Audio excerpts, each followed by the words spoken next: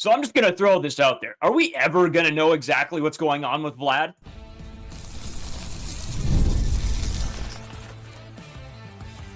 You are Locked On Blue Jays, your daily Toronto Blue Jays podcast. Part of the Locked On Podcast Network, your team every day. Welcome back to Locked On Blue Jays. Thank you for making Locked On Blue Jays your first listen every day. We are free and available wherever you get your podcasts and on YouTube. Part of the Locked On Podcast Network, your team every day. Today's episode is brought to you by Game Time. Download the Game Time app, create an account, and use code LOCKEDONMLB for $20 off your first purchase. As always, I'm Braden Iwasco. He's Carter First. You can find us on Twitter, Braden5Iwasco. Carter First, too, as well on Instagram and TikTok at Locked On Blue Jays. If you haven't subscribed here on YouTube already, we sort of made it the hub of sort of all of our content. So, you know, make sure you subscribe so you get everything that's live, all the shorts, all the videos, all the podcasts, sort of everything. It's all here on YouTube. If you're listening anywhere else, make sure you go and sub to the YouTube channel anyway. It's really appreciated. You guys have been killing it lately, but we still notice a lot of you guys aren't subscribed, so you might as well. Besides that, we got the Discord channel. Link is in the description. Join that. We talk Blue Jays all the time. You can message us on there. As well as it's still Movember. We're still trying to raise some money for Movember. It's a great cause. Make sure you guys go click the link in the description. Check that out. Donate if you can. Anything, even like a $5 here or there. I mean, it really does make all the difference. So, and for those of you who have donated, thank you so much. We'll do sort of to wrap up November later on this month and wrap up Movember. We'll sort of do sort of a little segment on it as well. But Carter, we got a lot to get into today. I feel like I say that every day, but there seems to be more and more stuff that keeps coming out. If it's Soto, if it's other free agents, if it's Vlad, if it's Bo, if it's Jordy, I mean, all this stuff is just piling up here. So we got to get to a little bit of a Vlad update. And it's just been hectic. I feel like I don't even have a second to breathe with all the Blue Jays news going on, and I love it. Yeah, whether it's Juan, Soto, Vladimir Guerrero Jr., non-tenders, free agents, rumors, things like that, you name it. Everything's circulating around Toronto Blue Jays media right now. Nothing's concrete. Everything seems like it's up in the air, whether it's the bullpen, whether it's who we're going to get in free agency, whether it's our stars in Vladimir Guerrero Jr. and Bichette. Nothing's really certain right now, and that's a weird feeling in Blue Jays land. But let's kind of just jump right into it. So we talked about this a little bit, just mentioning it on past episodes, that Vladimir Guerrero Jr. has been mentioned in some trade talks once again. I'm going to just start this off with a baseline by saying if Vladimir Guerrero Jr. does not get re-signed this offseason, we're going to be seeing these articles up until he either hits free agency or is re-signed by the Toronto Blue Jays or gets traded. Something needs to happen for Vladimir Guerrero Jr. before we see a cease in these articles because they have been circulating everywhere. There's one MLB insider, that's Daniel Judge Report, that says he confirms that the Toronto Blue Jays have told all the other 29 teams that Vladdy is available to those teams. Jim Bowden is another MLB insider that says Vladdy could be moved if the contract negotiations aren't going well, if they can't get a number that meets at least sort of the starting talks of what they want to do. Then Jim Bowden says Vladdy could be on the move as well. So I guess I'll just throw it over to you just for your initial reactions to these articles. You taking, again, any validity to any of these articles coming out? I mean, maybe, sort of. I do understand to a certain point that if the Blue Jays can't come up with a deal with Vlad and there's really like talks become stagnant and really nothing's progressing, I understand the thought process of, okay, we better get something for this guy and not let him walk to free agency. The tricky part of all this is Vlad's been very vocal about wanting to be a Toronto Blue Jay. So if that's the case, Carter, I mean, I don't know. I feel like you should be able to work something out. I don't think that there's a situation where Vlad isn't a Blue Jay here. Bo, we'll get into more Bo Bichette stuff later on as free agency and stuff sort of wrap up and the Juan Soto of it all sort of calms down a little bit. But we got to have the conversation around Bo Bichette as well. These are two guys that I don't think you can let walk in free agency. And of course, that's barring anything that happens, in free agency, big signings, whatever might change the direction of the team. But at the end of the day, Carter, no, I don't take so much away from that. I don't think Ross Atkins or anybody is out there shopping Vladimir Guerrero Jr. around. I just think it is talks that probably need to be had and that are probably being had. Yeah, this just opens the door just to leave all options open for the Toronto Blue Jays. We're in a really weird spot as an organization right now. But again, you got the Juan Soto stuff, one of the biggest off seasons of all time. When you got Bichette next season coming off his contract, they are able to skip arbitration this season. You got Vladimir Guerrero Jr., who's going on to arbitration, obviously this season, will be tendered. No surprise there. Obviously, was tendered on the Friday deadline. Looking to be extended again at the end of the 2025 season. Then you got all these other free agents. You got Chris Bassitt. You got Erik Swanson, just to name a few. You got a bunch of different guys, as we'll get more so into next offseason. Obviously, we're kind of going to focus on the guys that we do have right now and the guys that could be moved.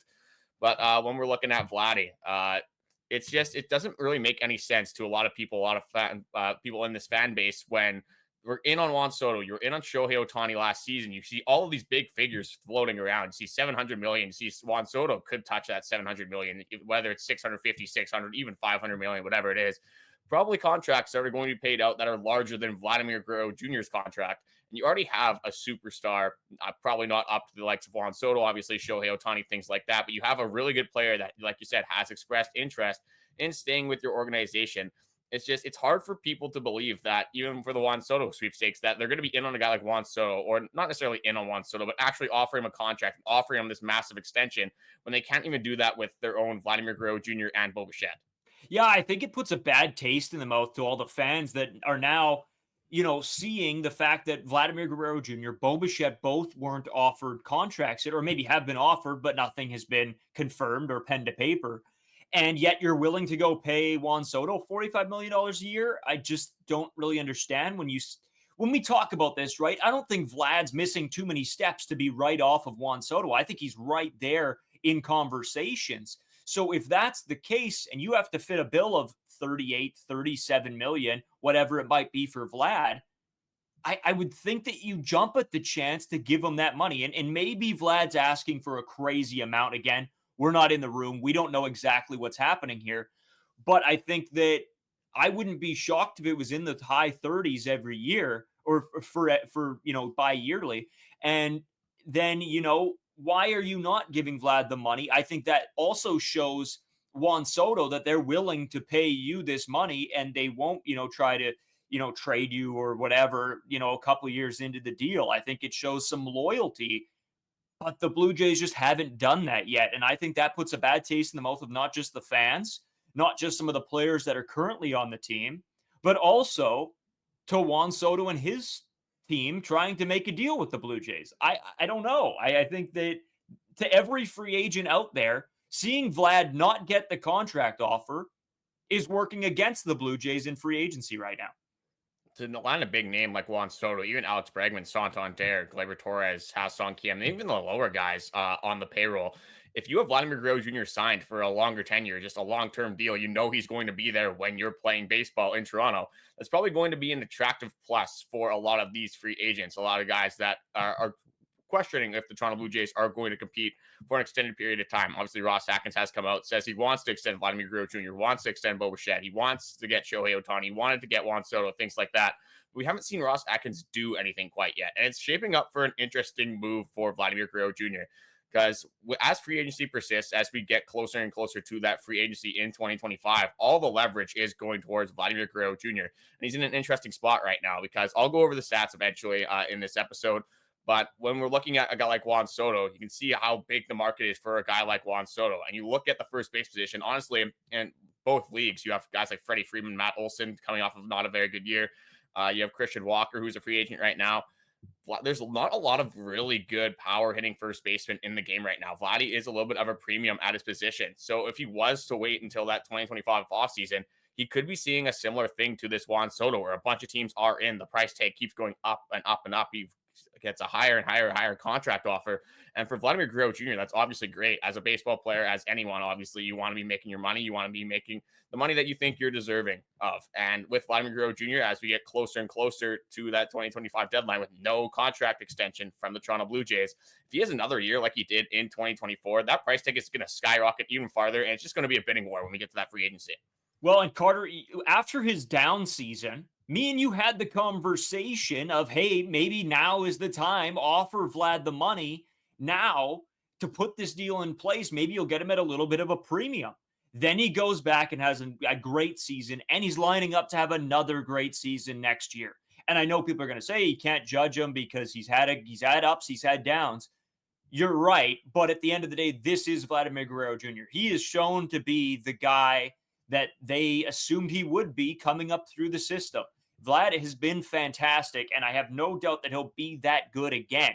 So in saying that, I think right now, you're going to get him as a cheaper option. You could see him outplay Juan Soto, Aaron Judge next season. And I don't think that that's a hot take. And then imagine the asking price after that. It's going to be the upwards of probably the 40 to 45 million if he has a fantastic season again. So why not get him at that 37, 38, 39 deal right now at a little bit of a discount? But instead, the Blue Jays are most likely, if I know them, lowballing him. And this is the situation that gets put in front of you. And then there's rumors. And then, I don't know, as Vlad, do you want to be a part of these rumors going into a season that you want to bring your team back from the depths of hell? I don't think so. See, unless Ross Atkins kind of has like he has the fans kind of on this leash where he's saying all this thing, he's promising Vladdy the world, the stars, the moon, all that, and then we get to the point and he's going to have to put up or shut up, like I say on this podcast. Literally, it seems like every single episode, because we still haven't seen anything from Ross Atkins. Again, it's still early on into free agency, so there is time to get these moves done. But we've been saying there's time to sign Vladimir Guerrero Jr. for how long now, and now we have a year left on his contract, and it feels like with every day, it's just less and less likely that Vladimir Guerrero Jr. is going to re-sign with the Toronto Blue Jays. And that's why we're getting all of these trade rumor articles, because he hasn't re-signed. It really doesn't make any sense, I would think, from any other fan base on why the Toronto Blue Jays have not extended Vladimir Guerrero Jr. So if you guys are watching this podcast and you're a fan of like the New York Yankees or just an AL team or an NL team, even just anyone that is not the Toronto Blue Jays, comment your perspective on what the Toronto Blue Jays organization looks like right now. Do you think we're just a complete laughingstock for not signing Vladimir Guerrero Jr.? You think we're a laughingstock for trying to compete in 2025? I'm really curious to see the perspective that other fans have on the Toronto Blue Jays right now. We have a ton more to get into. Still want to go over some contract stuff. I got some stats of Vladimir Guerrero Jr. to go over, just some reasons why you should be paying this guy in the open market. And you, again, before the open market, you don't even want him to reach there. So we got a ton more to get into. We're just going to take a short break and come at you guys with all that stuff. Today's episode is sponsored by Ibotta. Unfortunately, winter has arrived and it's time to prepare. Whether that means stocking up on snow removal equipment or swapping out your summer clothes for new winter clothes, make sure you're using Ibotta to get real cash back with every purchase. Are you taking that dream vacation this winter but dreading the cost? With Ibotta, you can get cash back on all of your purchases, so you can spend more time making memories this summer and less time dreaming about them. The average Ibotta user earns $256 per year. That can cover the cost of an entire shopping trip, buy that flight you've been eyeing, that Blue Jays game you've been dying to go to, or that fancy dinner that you've been craving. Other apps give you points that don't amount to much. With Ibotta, just add your offers in the app, upload your receipt, and you get real cash that you can cash out to your bank account, PayPal, or gift cards. Join the over 50 million savers and earn cash back every time you shop from over 2,700 brands and retailers, including Lowe's, Macy's, Sephora, Best Buy, and more. Right now, Ibotta is offering our listeners $5 just for trying Ibotta and using code LOCKEDONMLB when you register. Just go to the App Store or Google Play Store and download the free Ibotta app to start earning cash back and use code LOCKEDONMLB. That's IBOTTA in the Google Play or App Store and use code LOCKEDONMLB. Today's episode also brought to you by Game Time. Game Time has this great new feature called Game Time Picks. Makes it even easier to save more on sports, concerts, comedy, theater, etc. Whatever you want, it's pretty much on there. They have their all-in pricing. Toggling this feature shows you the total upfront with no surprise fees at the checkout. I'm telling you guys, that is a huge one for me, as I cannot stand when I'm trying to buy tickets. I think I get a good deal. I go to the checkout and then, there's an extra $20, $30 tacked on top of it. They have their panoramic seat views, where you can see your seat, what the view is right there and then in the app. It's fantastic. And they have the lowest price guaranteed, or Game Time will credit you 110% of the difference. Take the guesswork out of buying tickets with Game Time. Download the Game Time app, create an account, use code LOCKEDONMLB for $20 off your first purchase. Terms apply. Again, create an account and redeem code LOCKEDONMLB for $20 off. Download Game Time today. What time is it? Game Time. So, Carter, back, segment 2. We got to continue the Vladimir Guerrero Jr. talks. I mean, this is a guy that has shaped our franchise for the past while and will continue to do so as long as he stays here in Toronto. So, Carter, I know you got some stats to go over. You wanted to dive into them. Why don't you hit us with those? Yeah, let's jump right into it. I'm just going to go over where Vladimir Guerrero Jr. ranks among first basemen since the 2021 season.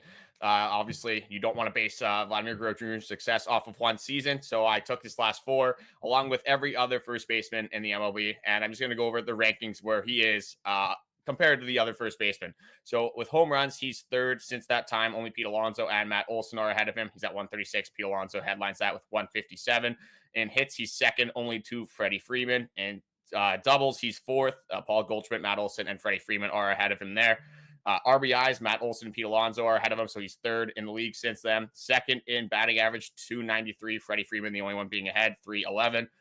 OBP, second in the league, same thing. Freddie Freeman's ahead of him. You look at slugging, second in the league. Matt Olson is ahead of him by .002, so that is a very close race in slugging. You look at OPS, Vladdy second. You look at WRC plus, weighted runs created plus, Vladdy second. You look at games played, Vladdy second. You look at pretty much everything. Vladdy is in the top three in every single first baseman stat since 2021. This is a guy that doesn't miss games. This is a guy that provides you power. He gets on base. He can literally do everything you are asking for. And right now, the only one that I can see that really compares to Vladimir Guerrero Jr. is Freddie Freeman. Those two are at the top of their games right now. If you look at the NL first baseman, you look at the AL first baseman, you have Freddie Freeman, you have Vladimir Guerrero Jr.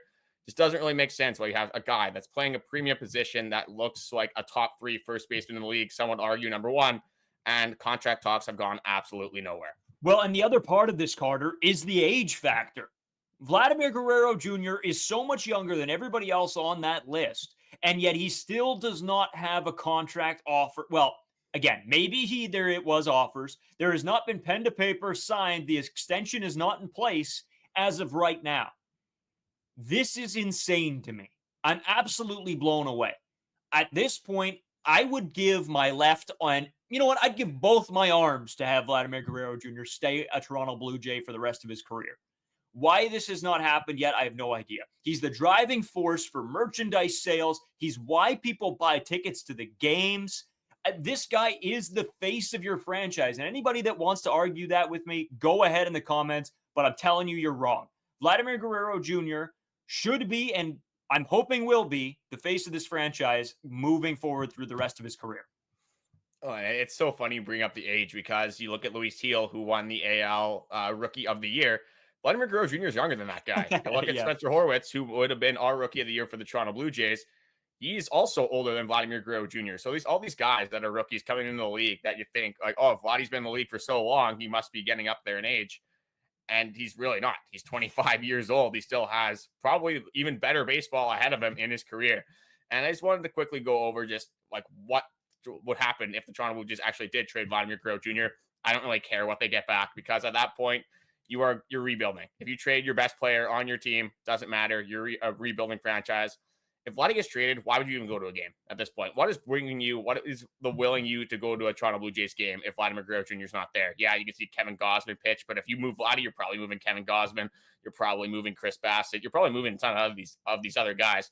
Bo Bichette, do you re-sign him? Yeah, you could use the argument that there's more money left over for Bo Bichette, but is he going to want to be like the only guy that is going to be able to hit consistently with the Toronto Blue Jays? You got to look at some other guys. You can hope Spencer Horwitz can mold into that role. You got some prospects, things like that. But a lot of uncertainties when you're looking at this. Obviously, they're not banking the playoffs. So there's so many things that you would look at. If Vladimir Guerrero Jr. leaves this baseball team, you're throwing all competitiveness out the window. Oh, without a doubt, dude. I mean, for 1 second, I don't think Bo Bichette would want to be here if Vlad was not here. Because Bo Bichette would understand that, okay, we're done, we're blowing it up. That's what this would tell me. So at this point, you lose Vladimir Guerrero Jr., you lose Bo Bichette, most likely, but you lose Bo Bichette to free agency, which is even worse. When you have these two guys sitting in front of you, most likely waiting for contracts, and you're not paying them, Carter. I'm blown away. I'm getting frustrated at this point because you're right. Articles come out every second day, it seems like, that why was there no Vladimir Guerrero Jr. extension talks? And what's even crazier about all of this is, yes, as important as Vlad is to this organization, there isn't those talks with Bo. And I think there needs to be both those conversations, everybody pressing Rogers to sign both of them. This team needs Bo Bichette. It needs Vladimir Guerrero Jr. And then hopefully you build around those two guys. I remember talking about this months ago, Carter, that you need guys to surround Bo and Vlad with. Vlad can't carry the team by himself. Bo can't certainly carry the team by himself. You need the two of them, and then you need to bring in other pieces. And that was our whole component going into free agency, was that if you could sign a guy like Anthony Santander and maybe, a solid second baseman, I still think it's going to be Santander and Glaber. I put that into the universe. Surrounding those two guys with those two pieces, then having Horwitz and Varsho and Kirk hopefully having another good year with him getting more playing time behind the dish, I think this team would look fantastic. But you need to have Vlad here to make that all work. Otherwise, Carter, I don't know when I'm going to a game next. Well, and we've heard about a couple teams being involved in the Vladimir Guerrero Jr. sweepstakes. Say he doesn't get traded. I'm putting it out there right now. Unfortunately, this is exactly what's going to happen if Vladimir Guerrero Jr. does hit for the free agent market. If the Yankees don't get Juan Soto, Vladdy's a Yankee. I'm going to put it out in the universe. Unfortunately, it'd be the worst case scenario. I would tear my hair out thinking about it, but they've been in trade talks with Vladimir Guerrero Jr. They need so desperately a first baseman. They are willing to pay these massive contracts. I think they'll offer Vladdy the bag, and I don't understand why he would refuse that. If you're not going to get an offer from the Toronto Blue Jays, maybe there's a little bit of spite there. You go to their division rivals. Vladdy used to be very open, saying, I never want to play for the New York Yankees, never want to do that. And then all of a sudden, I think it was last season, where he said, I would be open to playing with the New York Yankees. Another team that's in on is the Seattle Mariners, but if it goes to a bidding war, unless there's a trade, I can see that the Mariners trading for Vladimir Guerrero Jr., but they're not winning a bidding war if it does go to free agency. So when you look at some of these articles, I got one from John Heyman that ranked Vladdy as number 4 player that could be traded this offseason or a top trade target. The only ones ahead of him were Garrett Crochet, Nolan Arenado, and Josh Naylor. So all big-time players, and it's going to be interesting to see down the stretch. We'll see what the contracts are. I think it's going to be sort of based off of Juan Soto. Is he going to get exactly what Juan Soto got? Probably not. Can't expect him to get that much money. But I looked at Spot Track just to see what their projected value for Vladdy's contract extension was. They had it at 10 years, $260 million. That's $26 million per year. If that's what all it was taking to get Vladimir Guerrero Jr., why did the Blue Jays not do that literally right now? No. There's no way that's what it is. I don't care who's putting it out there. That is not the number. That's a Bo Bichette. I think that's maybe possibly low for Bo Bichette. Never mind Vladimir Guerrero Jr. That's probably more on track for Bo Bichette, but Vlad, I think it's no question he's getting 35 plus. And I don't even think I don't know anybody that would argue that with me. That's what's crazy. But Carter, in saying that as well, I know we do want to talk sort of the Bo and Vlad, or the Vlad and Soto comparisons here. Do you want to hit that now, or do you want to take a quick break? We'll take a quick break. I don't have that as obviously the contract signing. If it did happen, that'd be the greatest thing of all time. I think that's an absolute bargain for what you get for Vladimir Guerrero Jr. Before we go into the Juan Soto comparison, let's just talk about other contracts that you've been seeing around. So you said you were expecting 35 plus million. From everything that I've seen overall, it's 10 to 12 years, and it's between 300 and 450 million, with us getting farther and farther into free agency. Again, contracts will happen. Vladimir Guerrero Jr. still has a season to either bolster or negatively impact his contract values. But right now, with how Vladimir Guerrero Jr. is trending, you can only expect that to get higher. So if there's a contract, again, you said $35 plus million, what would you be comfortable with Vladdy signing with the Toronto Blue Jays? I think I've said this before. Maybe it was like a while ago now, but I would expect it to be, honestly, that $38, $39 million. I would say probably closer to the 38 at a 10, 12-year deal. And I think that even if that's the case, you jump at that deal right now, because you can see Juan Soto getting 45. And if Vlad hits free agency at the end of next season, I think that it could very well be Vladdy getting low 40s at that 10 to 12-year deal. So if the Blue Jays can even get him at a little bit of a premium, saying it that, $38 million, I think that you run with that and you take that, you get those papers printed immediately and you put his pen to the paper. And I don't understand what's taking this so long. I don't think Vlad's asking for 40. But I have a bad feeling that the Blue Jays are offering in the low 30s for him. And I think that is where the problem lies. I think you pay him the money. This shouldn't even be a question for me, Carter. It's that 10 to 12 years, probably at $38 million.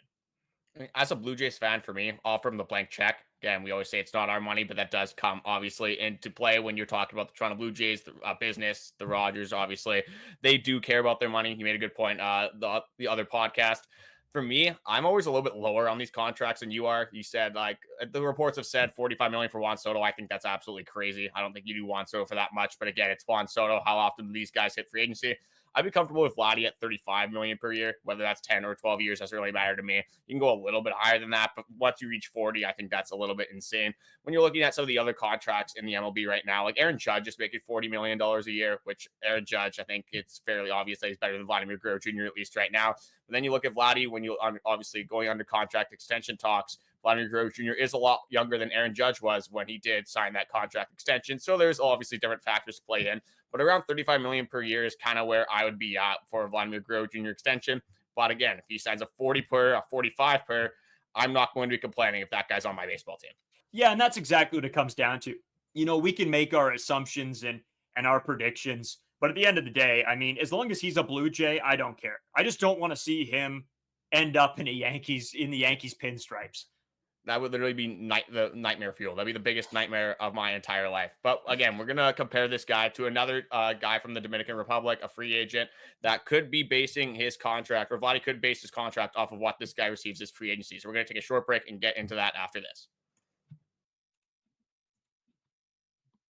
Today's episode brought to you by FanDuel. Get ready to tackle NFL action with FanDuel, America's #1 sports book, because right now, new customers can bet $5, get $150 in bonus bets if you win. The FanDuel Sportsbook app gives you everything you need to place live bets on the NFL all in one place. So when you get a hunch in the middle of a game, you can check out the latest stats, view live play-by-play, and so much more on the same page where you place your bets. Just visit FanDuel.com to join today. Like I said, I love FanDuel and the bonus bets. That'll carry you a long way. You get a couple wins in there, that's free money in your pockets. I'm telling you, go check out FanDuel.com to join today. You'll get started $150 in bonus bets if your first $5 bet wins. You got to win that $5 bet. Make sure it's a lock. That's FanDuel.com. Never waste a hunch and make every moment more with FanDuel, an official sportsbook partner of the NFL. So, Carter, just as we get in talking about Soto versus Vlad, what the contracts could look like, the comparison between the two, I have this question for you. I don't know if it was a week or 2 weeks ago, 3 weeks ago, however long it was ago now, we talked a little bit about precedent when it comes to contracts. And I'm going to ask you this. This might be a softball for you. I don't know. Does the Juan Soto contract set the precedent for Vlad's next contract? Again, this reminds me of the Shohei Ohtani debate that we did have. Juan Soto, whatever Juan Soto gets, Vladimir Guerrero Jr. should not get what Juan Soto gets. It doesn't matter unless he has this unbelievable 2021 MVP caliber season. I don't see a ballpark where Vladimir Guerrero Jr. is getting over $40 million per year. And that's right now, though. Again, hindsight's 2020 when we talk about this. If it does come to this point next offseason, if Vladimir Guerrero Jr. doesn't have a contract, again, maybe it goes a little bit higher based off his play. But I will say that whatever Juan Soto signs is probably going to break the highest contract for a player that's not Shohei Ohtani. So in that sense, Vladimir Guerrero Jr. probably going to get a little bit more than he would have if he signed that contract right now. So in that sense, I will say there is a little bit of precedent set there, but I don't even see Vladimir Guerrero Jr.'s contract touching what Juan Soto is going to get in 2025. Yeah, that's fair. And I sort of am in the same boat. I don't think if you look at it from a logical perspective, what each guy brings to the table. And I don't think it's that far of a step from Juan Soto to Vladimir Guerrero Jr., but there definitely is a few. And at the end of the day, I think Juan Soto is probably worth a little bit more than Vlad, but I don't think it's as drastic as some other people out there think, because I think we could go into next season. And again, a little, early prediction for me is I think Vlad has a monster year next season, especially if the Blue Jays can bring in some pieces to surround him. I think Vlad could have, and this is going to be crazy to say, a career year. That would be absolutely insane. If you could top the 48 home runs we got in 2021, even if you get close to that, if I could break 40 home runs, I'm going to say that doesn't matter what the rest of his underlying stats are. If he hits 40 home runs, that's a very successful year for Vladimir Guerrero Jr. So I'm going to run one question by you, but I'm going to run over these stats first. Say that Vladdy and Juan Soto, say Vladdy, this is Vladdy's contract year, and you have to sign Juan Soto and Vladimir Guerrero Jr. right now. We'll say as a baseline 10 years. What are you going to give both players? But first, I'm going to go over their career averages throughout their short tenures. Again, Juan Soto's 26, Vladimir Guerrero Jr. is 25. These guys are both very young players and still have their best baseball ahead of them. So Vladdy over his career is around a 288 hitter with an 863 OPS. He averages around 32 home runs, 100 RBIs, and a 4.3 WAR over a 162 game span. When you look at Juan Soto, it's a 285 average, which is 0.003 or 0.03, lower than Vladimir Guerrero Jr., but the OPS is significantly higher at 0.9 higher, 953 OPS, average about 36 home runs a year, 100 RBIs, so the RBI total is very similar, and a 5.9 WAR. So with those stats in mind, and just obviously your knowledge of Juan Soto and Vladimir Guerrero Jr., what would Vladdy's 10-year contract be, and what would Juan Soto's 10-year contract be? Yeah, well, I think it's established. I could see, Soto getting the 40, 42. Vlad probably sitting around, like I said, the 37, 38. Now, if the question comes, which one do I sign? My answer, this is a little homer, but Vladimir Guerrero Jr., and it's for one specific reason. Juan Soto, in his contract, says it's been stated or presumed that he wants an option after the fourth year. Fourth year. I can't remember exactly which one. But the fourth season, so I think it was after 3 years is what that's you're right. saying.